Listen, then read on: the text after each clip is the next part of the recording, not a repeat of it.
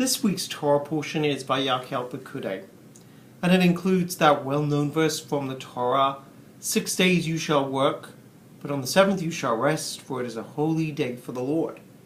And we know that many of our Orthodox brethren celebrate Shabbat in a very unique and special way, which includes various rituals, regulations, and rules and prohibitions, many of which we may see as archaic or unnecessary or something we could never do.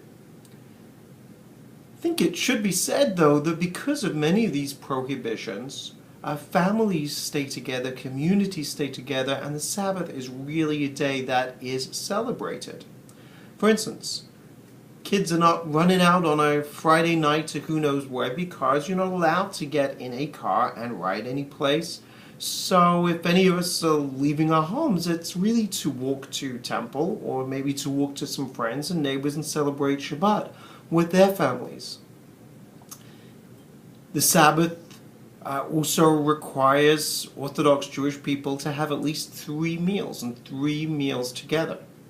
So there's many positive attributes of keeping Shabbat in this way. On the other hand, for those that would denigrate contemporary or in Reform Jews by saying that we don't keep the mitzvah of Shabbat exactly to its literal meaning as is prescribed in the Torah, I think it's interesting to note the other part of that commandment which we overlook many times. And that's the first part, 6 days you shall work.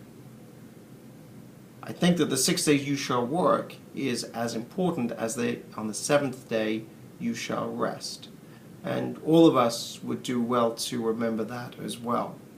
So perhaps there is a gray area, and that gray area may be for us celebrating Shabbat to the very best of our ability, making sure that that is a day that we reserve some time for our own connectivity to God, to each other, and to the people and community of Israel. Please God, may this be God's way, because I think it's true that more than Israel has kept the Sabbath has indeed kept Israel.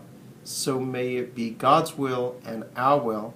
Ken Yehi Ratzon, and please join me as we say together, Amen.